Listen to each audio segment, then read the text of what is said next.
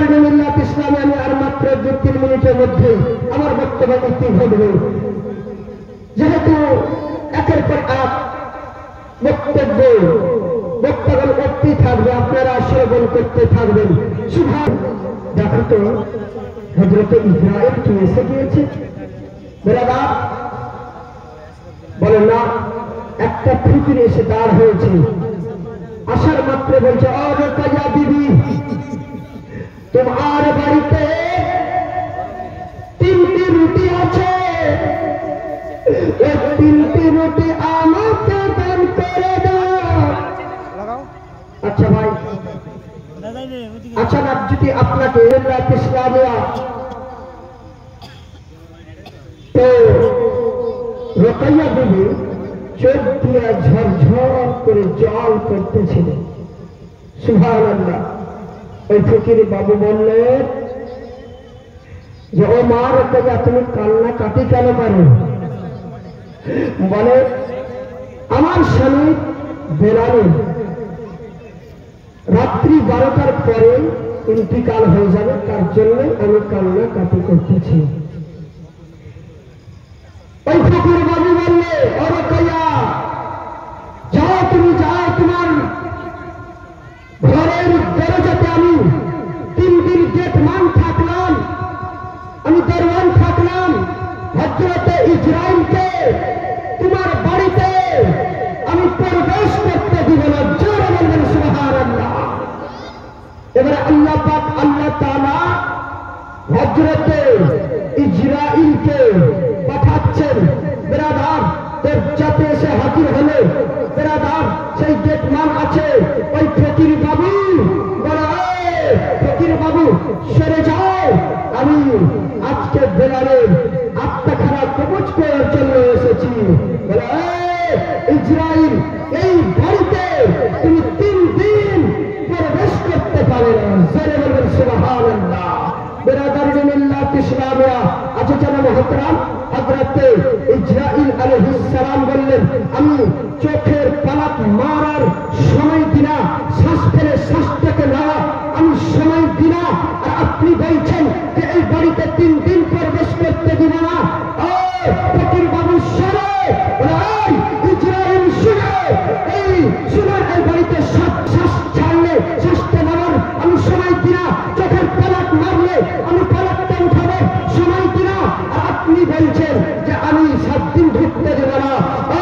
ফকির বাবু সরে, ফকির বাবু বললেন, হযরতে ইসরাঈল শুনে, সাপের পিঠে একটা সুন্নাহ রেখে দাও, বেলালের হায়াত 74 বছরকে বাড়িয়ে দিলাম। সুবহানাল্লাহ, সুবহানাল্লাহ, জাযাকাল্লাহ, জাযাকাল্লাহ। যারা ভাই বক্তার খুবই আমদানি আছে, আপনারা যদি পরবর্তীতে ইনশাআল্লাহ সময় দেন, তাহলে আপনাদেরকে ঠান্ডা মেজাজে সুমধুর সুরে আপনাদেরকে জীবনের জলসা শোনাবো। যাহোক ভাই, অনেক শায়ের, অনেক বক্তা এসে হাজির হয়েছে, তাই আমি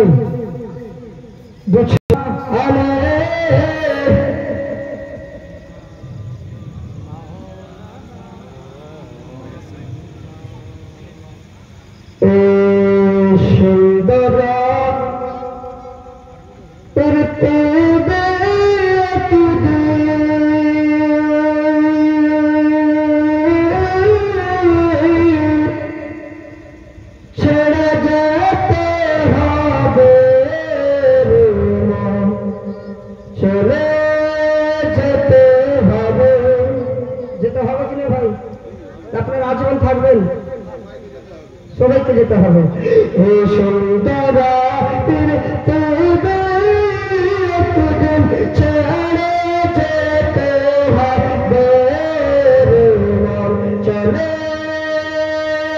যেতে হবে এই সত কঠোরি একটি সুন্দর পথ, এই সত কঠোরি একটি সুন্দর পথ, যখন উড়ে চলে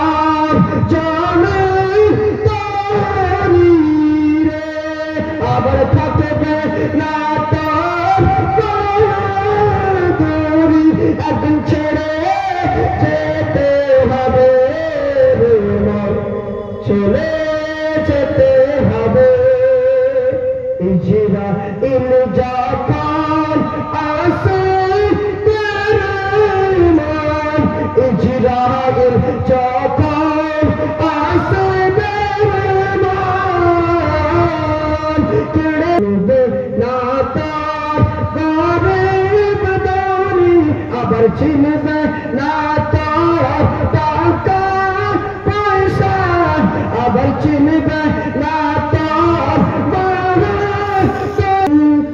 যেতে হবে ভাই, এখান থেকে আমি বক্তব্য এটি ঘটালাম, যেহেতু কমিটির আদেশ।